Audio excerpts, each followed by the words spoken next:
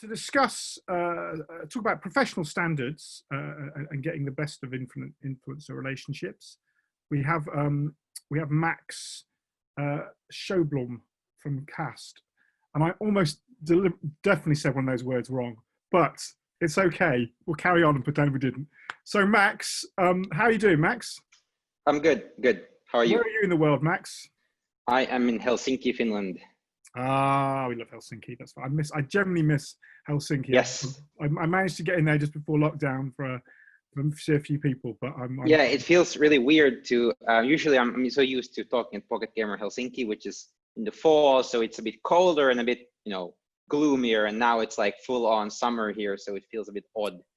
Yeah, well, we're still working out. We're definitely going to have a version of PGC Helsinki. How much of it will be live and how much will be online? Yeah. We're working out, but it's not slightly beyond our control. Even I can't control that. But anyway, I've started you brilliantly 10 minutes late. I want to cut into your talk at all. I'm just going to back off. So don't rush. Enjoy it. I'm going to back off now and let you launch in. And if you need any help, just stick your hand up and we'll wade back in. But great. Over to you, sir. All right. Let's start with a bit of screen sharing. Oh yes, excellent. Let me know if there's any problems here. Hey, my name is Max, and yeah, I'll be talking a bit about influencers today.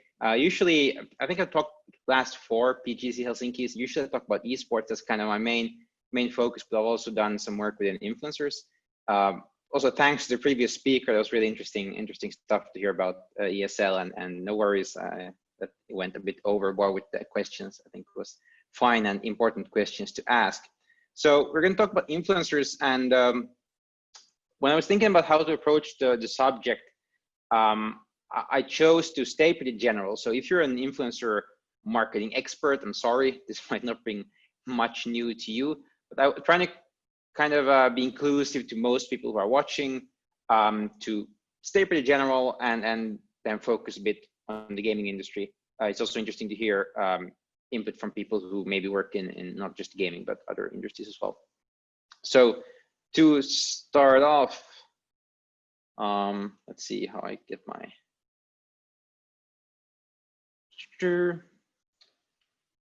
trying to get my PowerPoint working.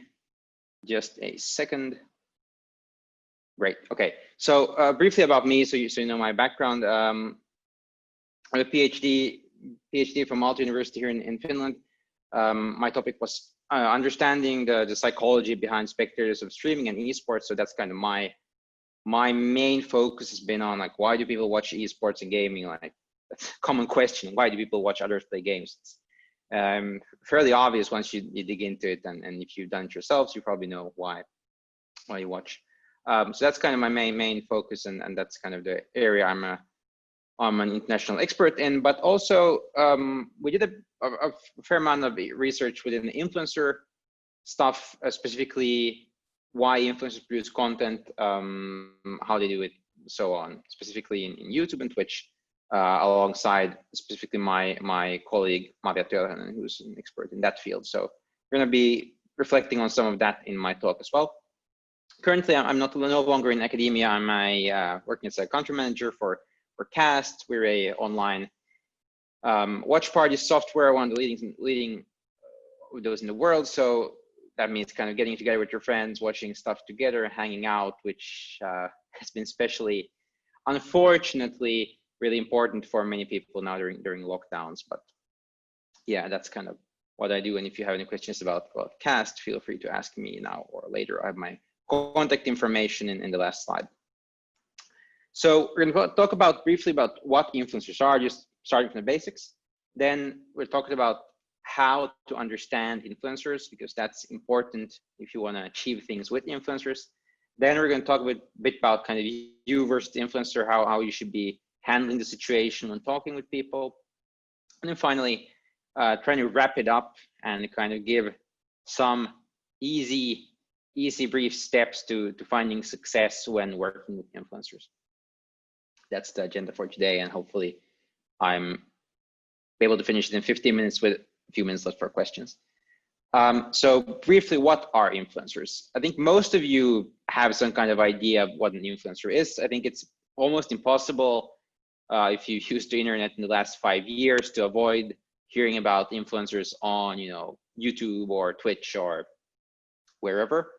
I think there's like two main things that define pretty broadly what an influencer is. So first off, the influencer has to have some kind of power to affect people. This can be many types of effect. So it can be stuff like how they behave, but maybe for you more relevant, how they buy stuff, getting them to buy stuff or getting them to play a game. So the influencer is someone that a group of people listen to. And that group of people is kind of per definition has to be kind of a niche audience. Niche might sound like you're, only targeting male RTS gamers aged 35 to 39. Not necessarily that niche, like even just a lifestyle blogger or Instagrammer, that's like a niche in itself. So usually there's like a core area that the influencer focuses on. That's just kind of how things work. It can be gaming, it can be sports, it can be whatever. But that's important to understand, like later on when we get to understanding the market. Platforms exist out there, as you're probably aware. There's a lot of platforms. Usually when we think about in the gaming industry, we think about Twitch, we think about YouTube. Those are pretty much the biggest platforms here in the West. There's different platforms in China and Korea, but talking about the West now. So that's kind of for gaming, I think, the most important ones. But the influencers aren't just on one platform. Yes, they're primarily on one platform, but they're usually spread all over. So you might have a Twitch streamer who also produces content for YouTube every day. They also are active on Twitter. They also have an Instagram account and so on. I think Twitch and YouTube are probably the primary places you're going to find the influencers if you want to work with them, but just be aware that they are all over the place, and that's kind of expected of you these days when you engage with fan communities. Then we have kind of another block of Instagram, TikTok, Snapchat, which are kind of more visual media, much like Twitch and YouTube, but not quite the same shorter content. And then we have Twitter, which is again very different, even though many people are on there. But then you have your own kind of Twitter influencer people, might be more kind of serious in a way. And then I think one interesting thing to also not forget about is kind of blogs. That's where a lot of this stuff started. At least here in Finland, I'm not sure about other countries, but I think back around 15 or so years ago, that's when we started getting like the new age influencers, and they started from like lifestyle, beauty, fashion blogs, and then they kind of moved on to do other stuff while still holding some kind of blog activity going there. So that's kind of one area, maybe not so relevant for gaming, but who knows. And then we have podcasts, which is another growing trend. It's been growing quite a lot in recent years with different services. And that's, of course, like a bit of a different media if you want to approach it. Think about, how do I make a campaign for podcasts, which is a very like non-visual media. But of course, it's always good to remember the podcast hosts are also probably on Instagram with their podcast. So it doesn't totally remove the visual aspects. And there's a bunch of other platforms which I haven't included here. So, and a lot of new appear every day. Like a couple of years ago, nobody had heard about TikTok, and here we are. So then we move on to kind of trying to understand influencers, what they do. I think it's important here to understand them because you probably want to achieve some kind of goal. And whenever I try to achieve some kind of goal, I try to understand kind of what I'm interacting with, what are the kind of problems that I'm trying to overcome. Are there people involved or technology or something? But there's always stuff to understand, and here it's trying to understand these influencer personas. I had some very kind of brief high-level ideas here, and then I'm going to go into a bit more detail on one aspect. So first of all, the influencers all kind of exist in this it's called the attention economy. So basically that the pair of eyes that watch you, that's kind of the primary currency. So it's important for you to realize that their audience is in most of the cases way, way more important than you and your game and your company.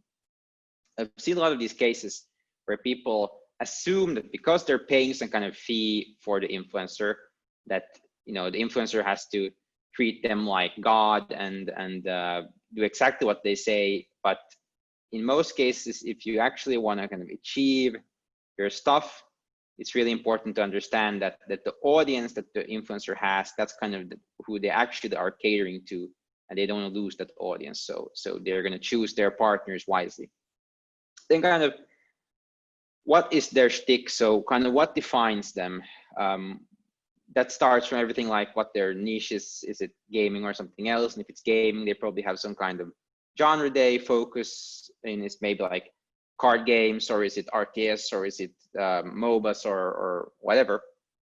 So understand that, but also kind of understand how they approach it, because I think a good example is Twitch, where because of the sessions being so long and they're live, people really kind of in some way show their true colors. Of course, some people have like an added layer of kind of acting on top.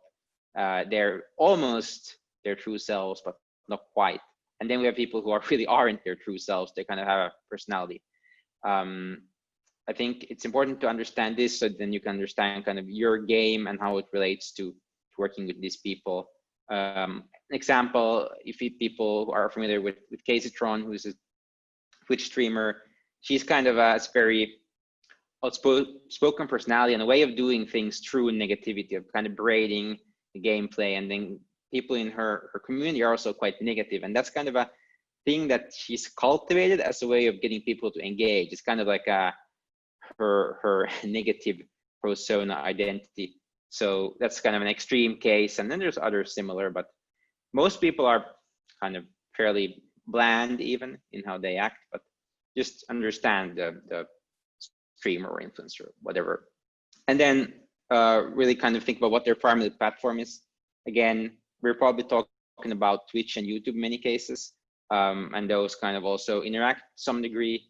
Just understand kind of what's their platform, why are they on that platform, and kind of how long have they been on there, and so on. It's interesting to see also now that there's this struggle for streamers. If we have services like Twitch, and then we have Mixer, YouTube Live to some extent, and kind of poaching streamers from another, to what actually is like from the viewer perspective, it doesn't matter that much which platform they are on, but for the streamer it does. So maybe take that into consideration as well.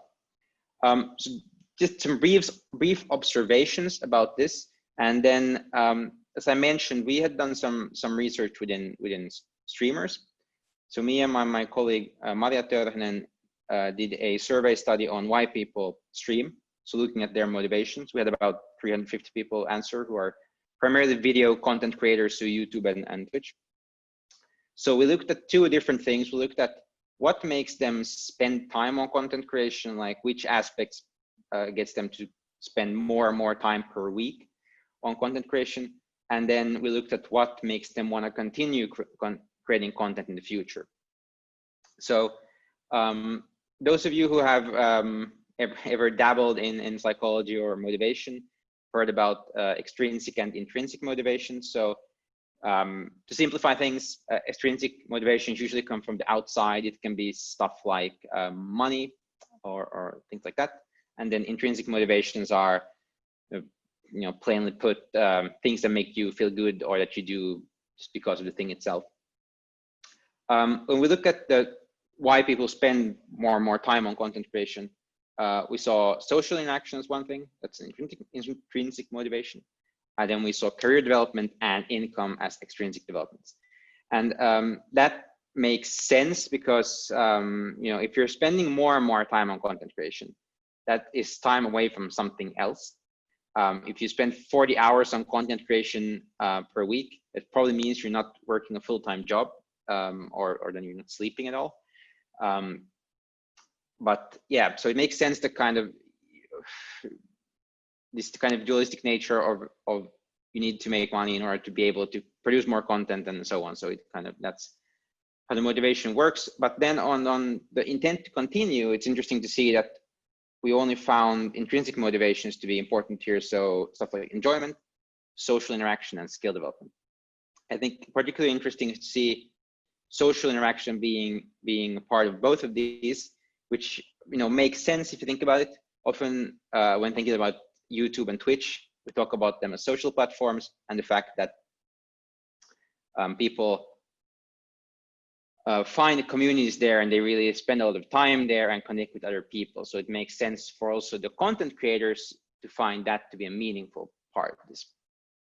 Kind of why I'm highlighting this is well, first of all, if you want to get deeper into this, you can read the article, or there's also other research we've done and other people have done.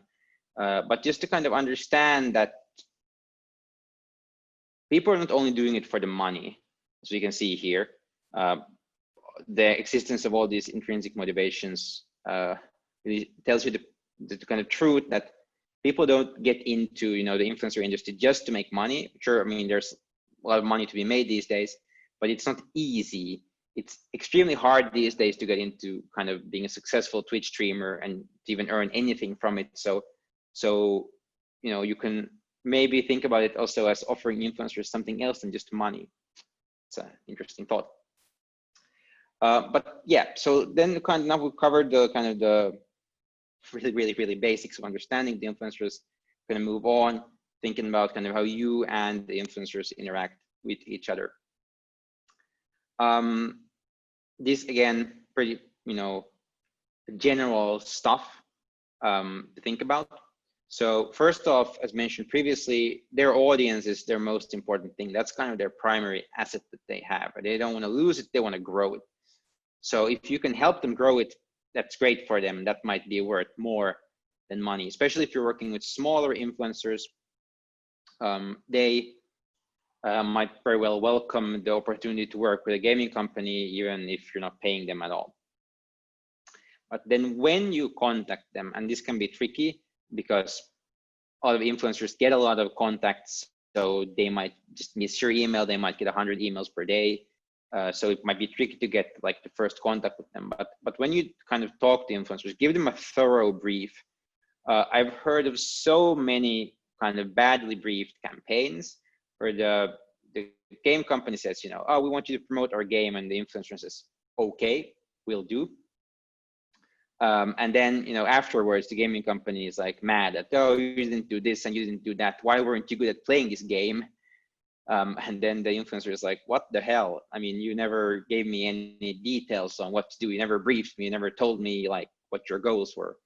So, it helps both parties to really understand like, what are you trying to achieve here? By you understanding the influencer and they understanding you, you really get much more out of it, even though it's like more effort, but that's the effort you got to go through if you want to work with influencers. And then when you do the brief, kind of think about also your own KPIs, like what are you getting out of this? Is it like, mobile games, the installs, or is it just like pure for like a not free to play game? Is it conversions in the store? And how can you track these? It can be difficult to track, which puts some limit on like how you can actually see the data doing work. Also, it's worth noting that a lot of influencers don't really like models where, for example, they're only getting paid per install. This, of course, would be probably preferred by most game companies, since that would actually mean you're only paying when customer comes through the door. But a lot of influencers would rather know that they're getting 2,000 euros no matter what, and that's good for them. They don't want to kind of gamble with some kind of attribution-based stuff. But that said, if you can work it out with the influencer, then great, do that. Be transparent, and remember they are people. They are not some kind of automated Google ad platform. They're people. They have their own style, their own thoughts on stuff, and so on. And when you're working with them, be transparent, especially if it's like a game that's been out for a while. Like, try to communicate with them, like where you're taking the game, changes you're making. Try to get them on board, maybe get feedback from them earlier on, like in a alpha, beta, feature release, stuff like that. They're really there as kind of your communicator towards the general public or the general community around your game. So use that to your advantage. Then for games specifically, think about, do you have a new game or something old? Like if you have an, so say old game, if your game's been out there for a while and you already have people creating content on, let's say, YouTube, but you haven't ever done influencer marketing, the best place to start is with your current fans. Find some kind of smaller YouTuber, consider working with them, paying them for extra content, so on. If you have a new game, is there an existing brand? Is it similar to some other game your company has made or some other companies made? Maybe you can find YouTubers or streamers or Instagrammers who have done content around that game, and then they might like your game as well. Which platform are you on? So I think PC and console games, open up more doors. There's not that many mobile streamers on Twitch. So if you're a mobile game and you want to do Twitch stuff, it can be more difficult. And then something which not everyone thinks about is like, how will my game look when people share it? Everything from like just screenshots to YouTube videos, and then especially streaming, because streamers need kind of specific layouts to make the games work. If you have some kind of super hardcore RTS where the UI is incredibly complex and there's no space to put any stuff, a streamer might shy away from it because they can't put their face on there, they can't put their other sponsor banners, and so on. So I think more and more it's worth thinking about, my game is not only getting played, it's somebody's also watching it get played. So really think about that when you're designing UIs and thinking about the flow of the game. And then finally, is your game multiplayer or esports or anything that has replayability? Let's say if you have a very short story-based game, it's like 40 minutes of gameplay. The story is everything to the game. It's very narrative-driven. Maybe paying someone to do a let's play is not a great idea, because then you're kind of ruining the game for most people who want to buy it and play it. So these are pretty obvious, but I've seen examples of this not working out very well. So just thought I would highlight that. And then as we are quickly approaching the end of our time, let's kind of reevaluate what we talked about here and find some steps to success. So find the right influencers. Look for gaming influencers. Maybe look outside gaming. If you're creating some kind of survival game, maybe you might also want to look into people who do survival videos on YouTube, people who do like fishing, hunting, stuff like that. They don't get that many kind of sponsor, contract stuff. So they might be more willing, and it might be a really good fit with their audience. Then I would recommend working with kind of longer term partnerships. You get much more bang for your buck here, rather than just contracting one streamer here, one streamer there to do one-off campaigns. Of course, there's time and place for doing like those campaigns as well. So it's kind of a balancing act. If you're not super comfortable working in this field, if you've never done it before, or you feel unsure that you're going to screw up your budget, all your money spent on the wrong kind of influencers, there's a lot of people that can help, just kind of freelancers or then agencies. Of course, agencies bring the price point up, but if you have the budget, it might be worth considering. But I do think that kind of the best for the long term is if you're doing it in-house, and you have people who really understand influencers, your community, especially around your game, what you're trying to achieve. If it's like a new game, what kind of community do you want to have, let's say 1 year from now or so on. So that's kind of ties into community management in general. And my final point, which is kind of try to foster a community, because if you can get people to want to stream your game and want to create YouTube videos, that's great for you. You're getting more exposure, more airtime, as it were, and you're not necessarily paying for it that much.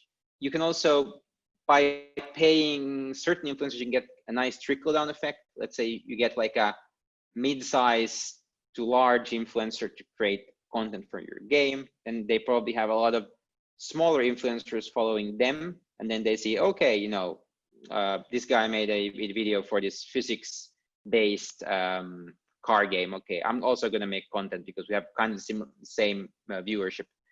So then they create content, those 10 streamers, and then the super small, like micro streamers create content, and then you get 100 or 1,000 more of those. So that can be a good way to enable this if the kind of, not just the community around your game, but then general influencer and streamer community as well.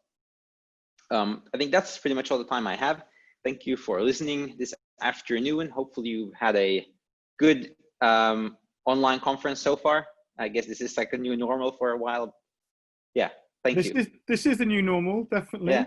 Thanks, Max, for that. You shared a lot of a lot of information there. Some introductory, some things to think about. We have got quite a lot of questions, but I haven't got that much time, so I'm going to ask you one or two, and then I'm going to suggest that you maybe pop across the Discord chat, which the link's in the window here, if you want to answer more, people want to answer your question. Sure.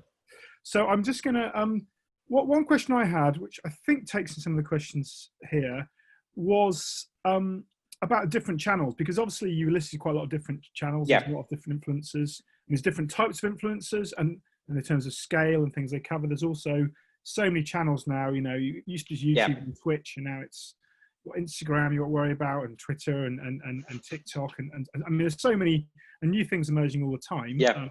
But Kast, I mean, who knows what these platforms are going. So, how do you, as a developer, how do you go about picking which platform, or does it not matter? Should you be picking by influencer, or by platform, or by general channel? How does that work?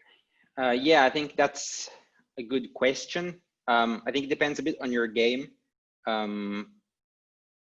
Let's say, well, what you shouldn't do. Maybe like if you have a mobile game, Twitch might not be the best for you, but YouTube might work, and Instagram might work well.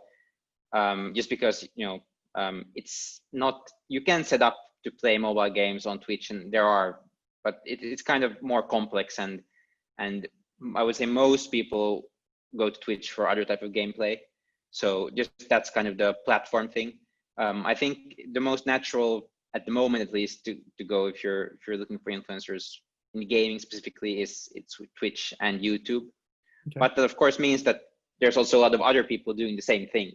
So yeah, I mean, that ties into the question somebody asked about whether a non-gaming platform like Instagram could have results. Have you seen campaigns? Yes, there?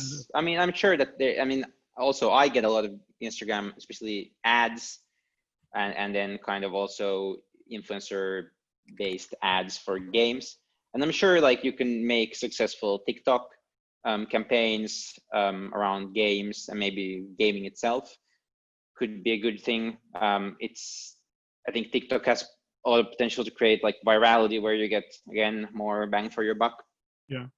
So yeah, definitely, like, you shouldn't shy away from those channels. It's just that it depends on how much resources you have and how much know-how. Kind of, I think it takes more effort to do good TikTok stuff for gaming, whereas you can go to some agency and buy 10 influencers to play your newly released mobile game on YouTube, and for a week, and that's. On that note, I'm going to combine two quick questions together, so I'm going to have to eject you, I'm afraid. But one is about that. Who do you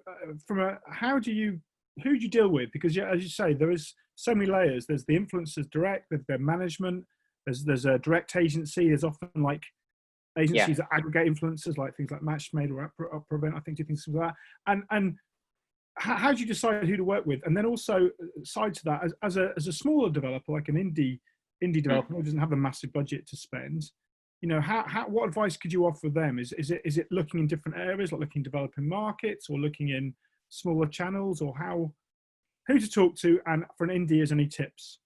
Yeah, so especially if you're a smaller developer and you don't really have a big budget, I think there's a couple of things you can do. So first of all, forget PewDiePie. First of all, don't go to the super big ones. You're going to be spending 50K or on one person, or 100K, or I'm not even sure what PewDiePie charges these days. But anyway, he gets out of bed for less than 100K, I'm sure. Is doesn't need to. So you and especially like I think it's been researched that the effect you get is better at like a mid-level, especially if you think about streamers. Like the engagement people have with their audience is at the very best when it's kind of a mid-size stream, which is kind of, let's say, somewhere between like a 500 and 1,000 concurrent viewers.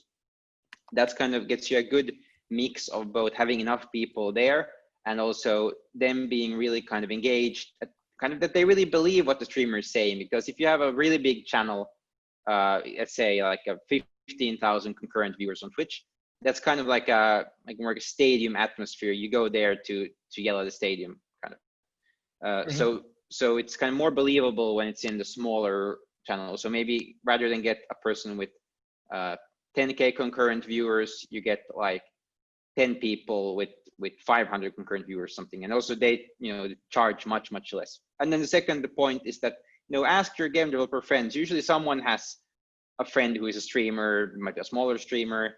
For example, here in Finland, the game development community is known for kind of helping each other out.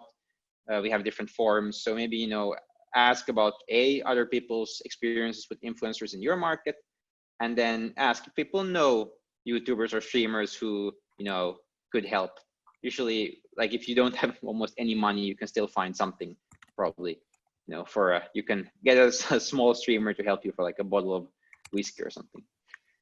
Okay, for a bottle of whiskey, that is the currency in Helsinki, booze, which is it's probably more expensive than dollars. No Chris Bucks here, I'm afraid, this time round, but it'll return. Thank you, Max, for your time. Yes, there might be some other people that want questions. If so, reach out to Max direct. We'll try and find the Discord group or what have you. Yep. Have a nice to have you on. Thank you very much. I'm going to now. Thank you for having me. Into the ether. Shoot me away. Thank you.